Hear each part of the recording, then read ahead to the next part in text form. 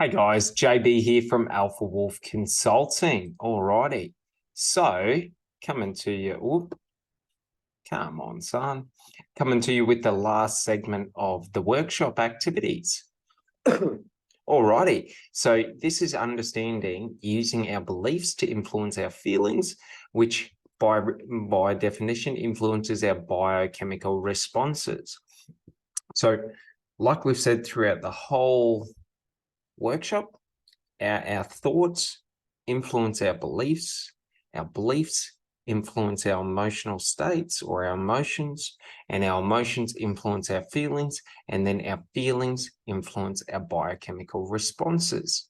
All right, so what we want to understand, okay, is how can we artificially create beliefs or manufacture beliefs that shift our emotional states and our feelings, our states of being or our states of feeling, into these highly positive or highly targeted states that get us specific biochemical responses. So, for example, if our beliefs are everything's happening against me, I'm failing, things are going against me, this isn't where I want to be, all of this, we will create emotions of stress. We'll create emotional states of feeling fear, feeling stress, feeling anxiety. And what they do is they'll influence how we feel in the moment to highly stressed, highly fearful, highly anxious. And what by turn will happen is our biochemical response will be one of stress hormones, of our fear hormones, because that's what our stress hormones do. They stress us so that we're in a state of fight or flight. So whenever we're stressed, okay, we lose our ability for higher motorized function. We become stupider. Okay, we can't think as clearly. We don't have clarity. We can't see the big picture. We focus in on the smallest detail, the thing that's in front of us. So what we have to do is we have to understand that if we can shift our beliefs through our language to being ones that promote emotions of positivity, that promote feelings of positivity, of happiness, of security, and all of that, what we're going to do is we're going to biohack our body into releasing specific biochemical responses. Okay, so for example, if we do something kind for another person and we try and make someone else feel better, okay, what generally will happen is we get the oxytocin release, just like if we went out and we hug someone. So hugging releases oxytocin as well, because oxytocin is the chemical for connection, for emotional connection, for love and things like that. If we want to release dopamine, okay, dopamine is achievement. So if we can change our beliefs from I am failing to I am achieving, I'm exactly where I'm meant to be, things are happening for me, we will influence those emotional states to being those emotional states of feeling achievement, of feeling like we're in the right place, like things are happening. And what will happen, because we're in those emotional states and we're feeling that in the moment, is we will release dopamine. Our brain will release dopamine into our body, so we'll feel that achievement, just like serotonin's the happy drug. So if we're in a state where we believe that, we're happy, our life is going the way we want it to be, when we find small things in life to be happy about, when we believe that the little things in our life are valuable, you know what I mean? Being able to breathe, being able to walk in the sunshine, being able to walk among the trees. What we do is we'll influence, okay, through those beliefs, okay, our emotional state into being a highly happy emotional state. And then in the moment, we'll be feeling happy. And as a response, as a result, we biohack our mind into releasing those biochemical responses of serotonin. All right. So, there's many ways to physically biohack our body, but there's also ways to mentally biohack our body. So that's what we're going to look at today. All right. So we got to understand a key thing is that when we can control our biochemical responses and our emotional states, okay, in our day-to-day life, we're able to consistently perform at a higher level.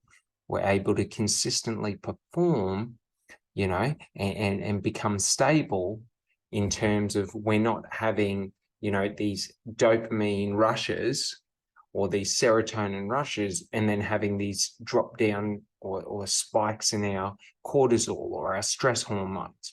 Because when we're going from a state of being highly happy to highly stressed to highly happy to highly stressed, like it's just exhausting our body. But it also makes us unstable because we go from being in a very empowered state to a very fearful, disempowered state, and then back into an empowered state, then to a disempowered state, then to an empowered state. So what this does is this causes us to use additional resources because our body's having to dump so much of these chemicals. Whereas if we can just, stay in that empowered state and stay happy, okay, consistently throughout the day, we're able to conserve resources because we don't have to, purge our system. You know what I mean? So we're not getting these massive spikes of cortisol and then having to flush it out of our body. Okay. But there are a couple of things when you feel stressed that you can do to hack your mind. Okay. And one of them is a survival mechanism. It comes from survival, from when we were hunter-gatherers. And that is, if I look to my left and then I look to my right and I take in my surroundings, that's a natural de-stressor. Because you've got to understand, these stress hormones aren't released because of our emotional states. Okay. All these hormones in our body, these biochemical responses are for survival, are for integration, are to help us survive day to day in life. So why do we need oxytocin? Well, it helps us connect and work better in groups. If we did not have that, we would not be able to coexist together. Okay. Just like, what are the stress hormones for? The stress hormones alert us. They raise our alertness to being hypervigilant and hypersensitive to danger in our surroundings, to things going against us. So these chemical responses aren't created for society and day-to-day life and social media and all the bullshit propaganda that's in the world. Okay. These biochemical responses are for when you're walking through the wilderness. Okay.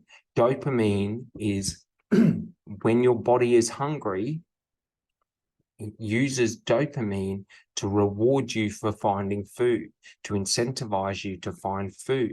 That's why when you're really hungry, when you eat, you become really, really happy and satisfied because you get this dopamine rush as a thank you from your body to say, hey, you did the right thing eating that food.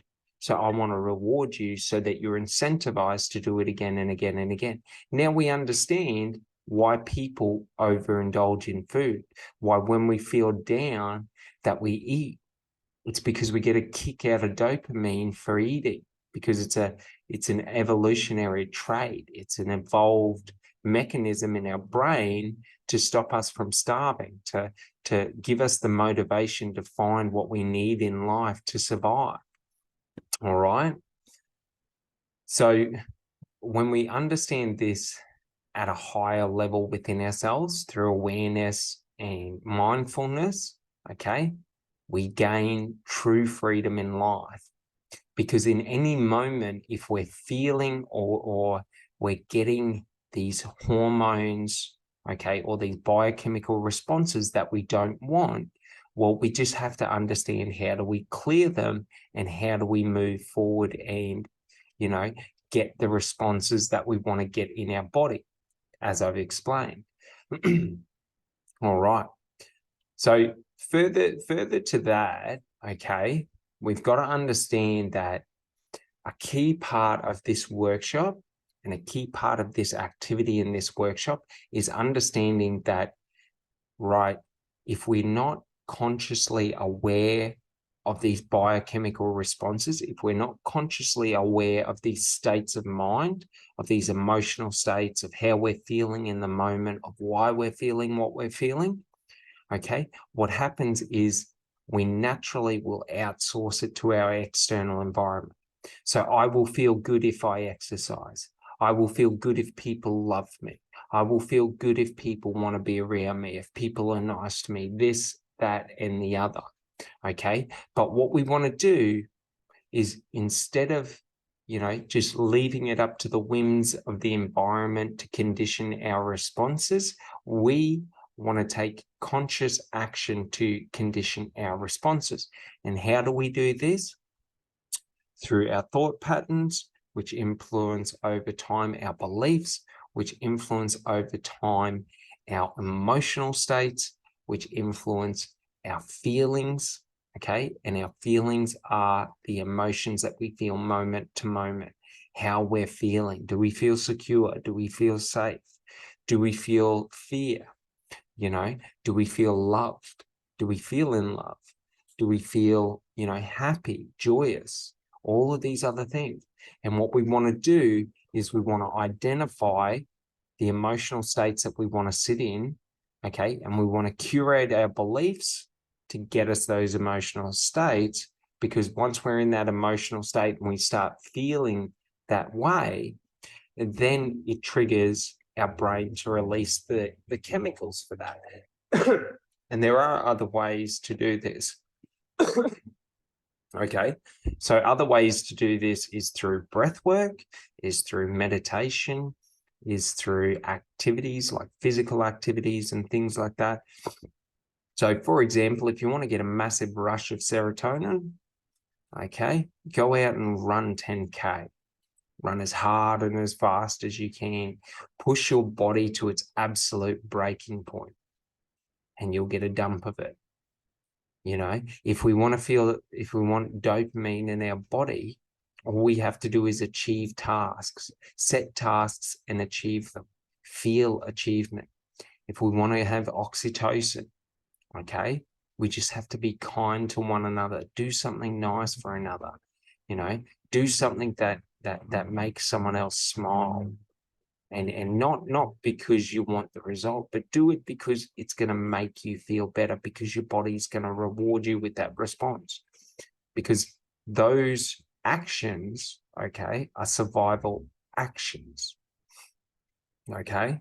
So, when we're crossing off tasks that we're meant to do, okay, this is a survival mechanism, because we need to do our brain wants us to do what we need to do to survive and live comfortably. Okay. All righty. So this practice involves an understanding of how beliefs will change our feelings, and how our feelings in the moment will change our biochemical responses, as I've mentioned. Okay. So it's a mindfulness practice. It's an awareness practice. We have to train and build up to it. We have to build those synaptic pathways. Okay.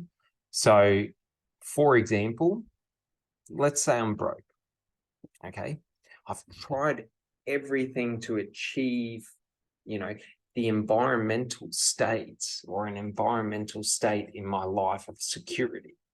I've tried to get jobs, I've tried to, make money, I've tried to make ends meet, I've tried to do this, I've tried to do that, and everything's going against me.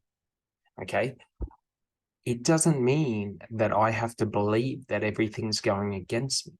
I can choose to consciously shift my thoughts from, if I'm broke, to feeling negative, because I can be broke and happy at the same time. I can be broke and optimistic at the same time. Okay. So what I have to do, okay, is even if I'm in a situation or a state that's outside of my control, okay, I still control my internal states. I don't control the external, but I control the internal. So what we want to do, okay, is we want to shift from basically validating ourselves externally or validating our situation externally to we want to be validating it internally. So if I wake up and I'm broke, but I'm still healthy, I can be happy. If I wake up and I'm broke and I've got security, I'm safe, I've got opportunity, I can still be happy. Like the situation doesn't mean you have to be in a certain state, even though society and all that bullshit will tell you that you need to feel fear, that fear is what drives you, that this, that all that bullshit. I can be lonely and still feel connected and loved by everyone on this planet. It's up here. If I believe it up here, it exists because nothing exists outside of me.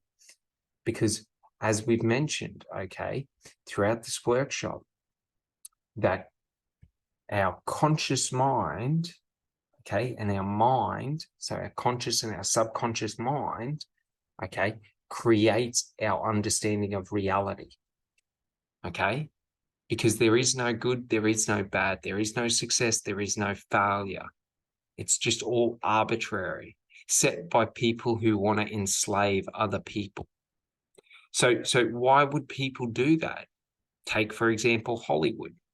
So why would these magazines from Hollywood, all these ones where they set like, the most attractive man in the world or sexiest man alive? Why would they do that? Why would they create something like that to where if I want to be considered sexy, you know what I mean? I have to be defined by what they've said is it. Oh, because they based it out of, a poll that they had with 1,000 women. Rah, rah, rah, rah, bullshit. It's to entrap and enslave you into believing what they believe, into believing that their reality is the true reality, that you need to be something, okay, before you can feel something. Because it doesn't matter. Now, I'm not saying, that it's okay to be unhealthy. I'm not saying it's okay to be healthy. Whatever. For me, I have my definition of health, wealth, and success. I have my definition of attractiveness. Okay. And that's up to me to discern for myself. Okay. So if other people think I'm unattractive, if other people think I'm attractive, it doesn't matter. What matters is what do I think about myself? Just like what do you think about yourself? So for example, okay, let's say, we're overweight, grossly overweight, okay? Inside, okay, we can talk as much shit to ourselves as we want, okay? If we're grossly unhealthy, okay, we can talk whatever shit we want to ourselves. We can tell ourselves that big is beautiful, this is that, it's my genetics, it's this shit, it's that shit. Do you know what I mean? It doesn't change the fact. Internally, you will know if you're healthy or not. You will know if you're at what you want to be or if you're not at what you want to be. So many people in society are trying to tell us that unhealthy behavioral habits and unhealthy, ways of living are acceptable and they are, they should be promoted. If you want to smoke cigarettes, smoke cigarettes. If you want to drink alcohol, drink alcohol. If you want to do drugs, do drugs. Whatever you want to do in life, do whatever the freaking hell you want to do in life. Because the thing is, if you live by someone else's definition of health, wealth, or happiness, okay, if that doesn't truly make you happy in life, it doesn't matter if you live 10 years or if you live 100 years. If you're miserable every day you wake up, if you're living a shell of the life that you could live, you will never be happy. If you are living the exact life you want to live every day that you're alive and you die at the age of, 45, that's okay.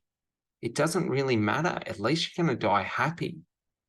You know what I mean? So don't sacrifice, your quality of life based on someone else's belief.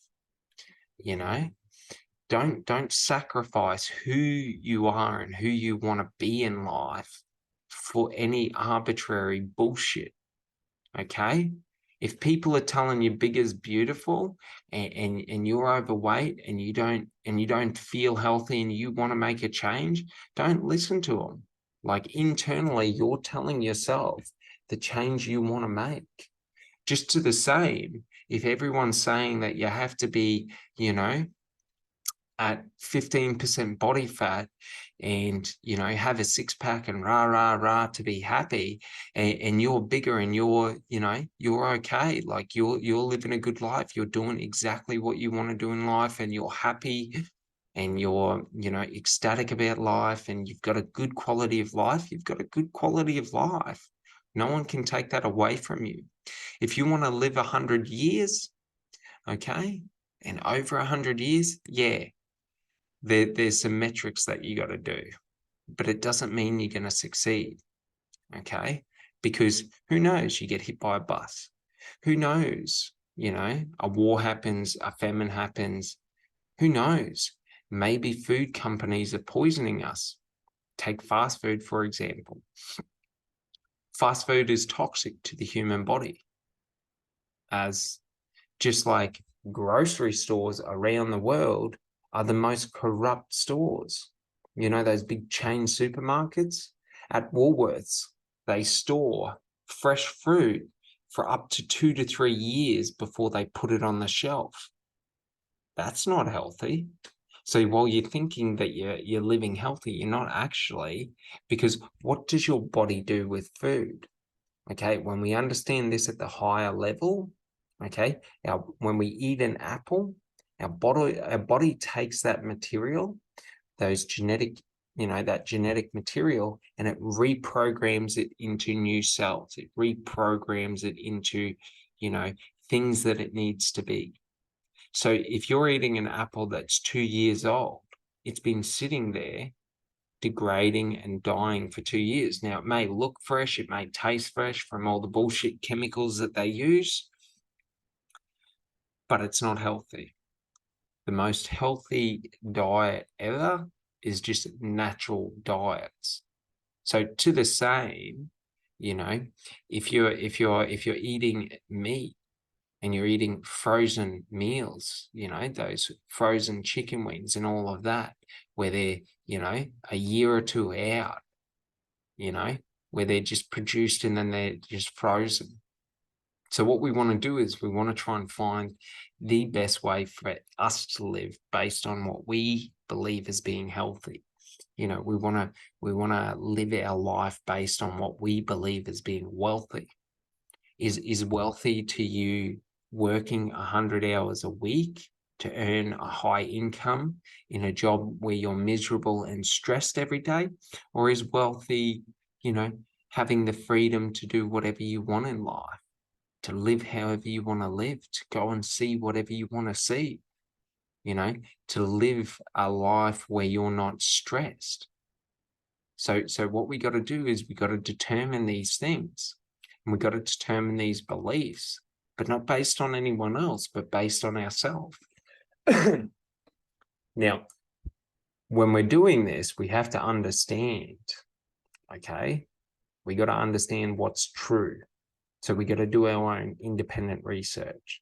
So I implore you to always research yourself.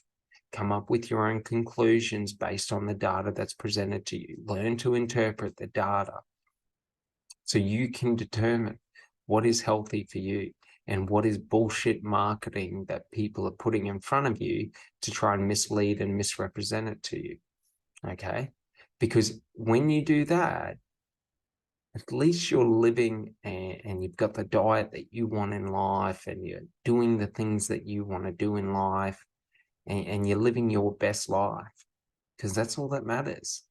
If you're happy and you're experiencing life how you want to experience it, that's a much better life, even if it's a shorter life, than one where you sacrifice everything you want in life in the hopes of being around longer because of a fear of death, because of a fear of the unknown. Don't live that way. That way will make you miserable. That way will bring you down. All right. So, we got to understand that, especially around our emotional states, okay, we have to construct the beliefs that mean something to us, the way of life that means something to us. What is important to us, what is going to make us happy, because your happiness in life will more than likely be completely different to my happiness in life. Just like my happiness in life is completely different to your happiness in life.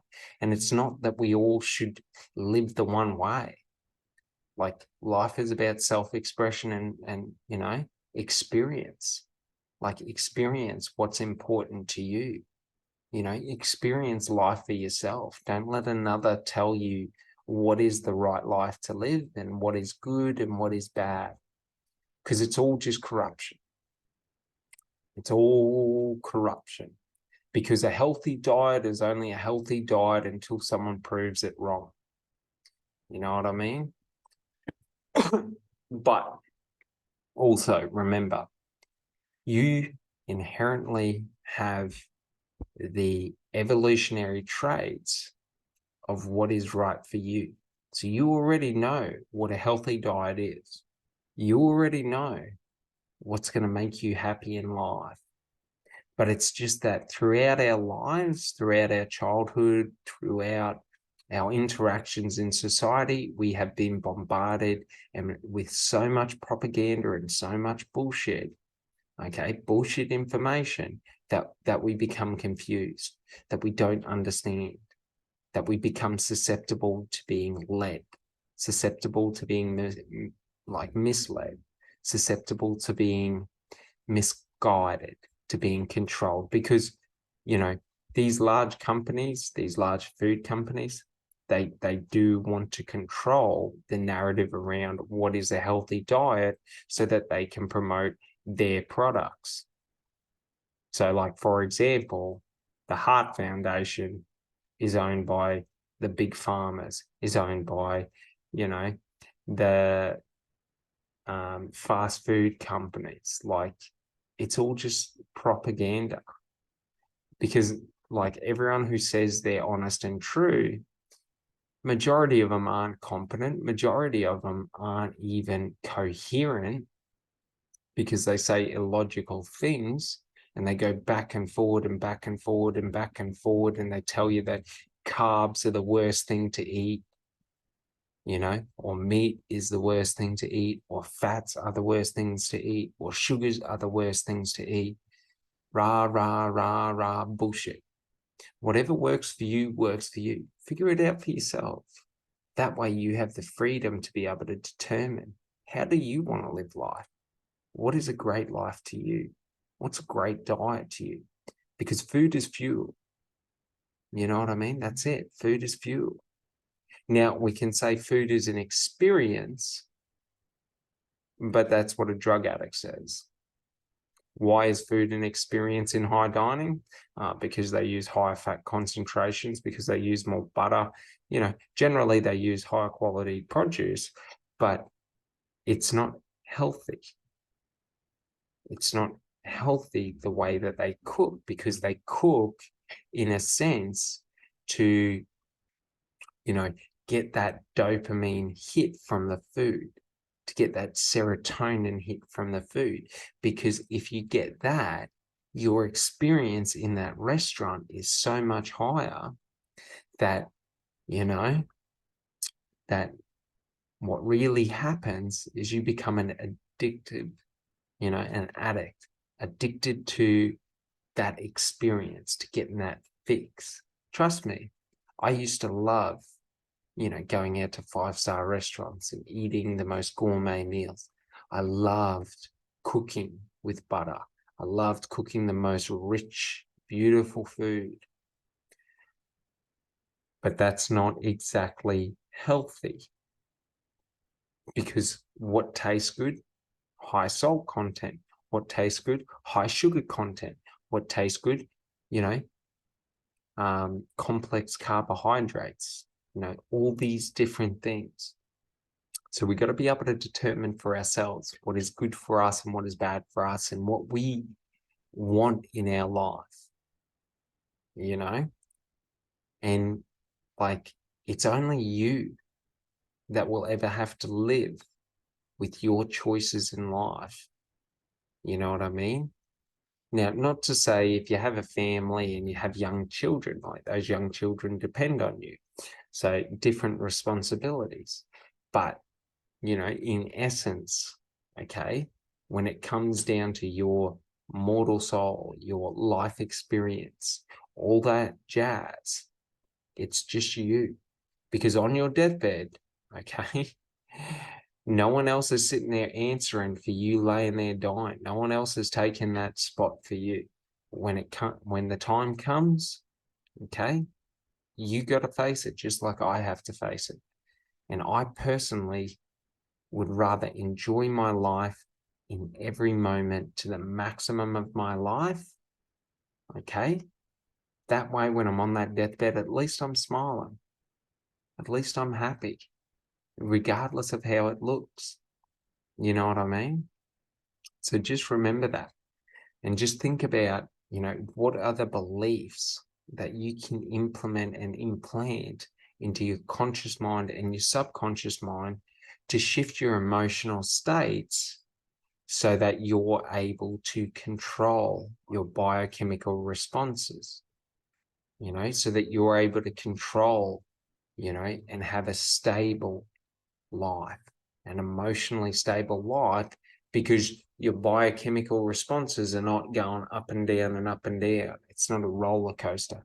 You're not eating food that gives you a massive dopamine hit and then you just feel like crap afterwards. Like, when you have a very, very heavy meal and then you feel like absolute shit for the next thing, or maybe you go out and you get McDonald's and you gorge out on McDonald's. And then for the next day or two, you're stressed because of what you ate. All right. So just think about that. And it's all about, this practice is, like most, it'll be awareness and mindfulness, because we have to be aware of it to start with and mindful of it to start with. Okay. And when we have that, we're able to start tweaking things. We're able to start making changes and improvements. And just remember, the best thing to do is have a journal and just write down, what are the beliefs that cause me to become stressed? What are the beliefs that cause me to become happy, and all of that? And then what is the narrative that I use to create those beliefs? Or what are the narratives playing? Because for example, if my narrative is McDonald's is not food, it's poison, and then I go out and gorge on McDonald's, and then I'm sitting there for the day or two, feeling shit about myself, feeling like crap, and really negative about myself, and in a stressful situation, and stressing and anxious and whatnot, then, like, I got to understand, why did I do that? Because it's only through mindfulness and awareness that we can sort of start to see it for what it is and analyze it. All right. So that is the final segment. Okay.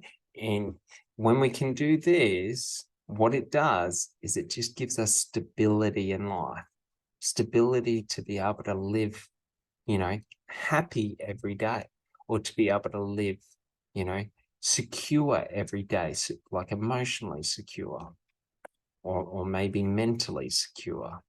to where, any thought that is not ours goes through a fine-tooth comb to find out if it's a competent thought, if it's true to us, if it's accurate to us, because there's no outside accuracy, there's only inside, because we determine everything, because we create our reality. Our beliefs shape our reality. They shape what is true and what is possible. All right. Well, I hope this helped you. And yeah, this has been the workshop on, how to self-validate.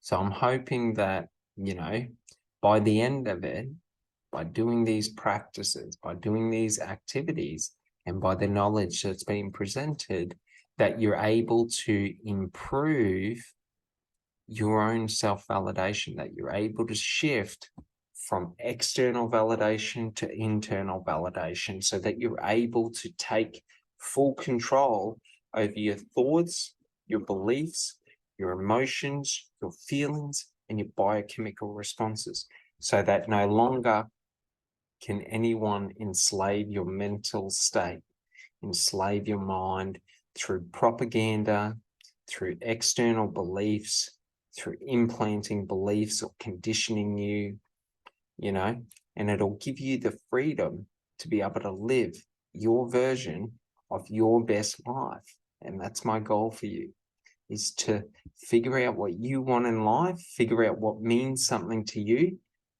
and just live the best life that you can live. Because the fun fact is, the happier you are, statistically, the less likely you are to fuck someone else over. So you're going to do better by other people, the better you're doing it within yourself. All right. Have a great day. Thanks so much.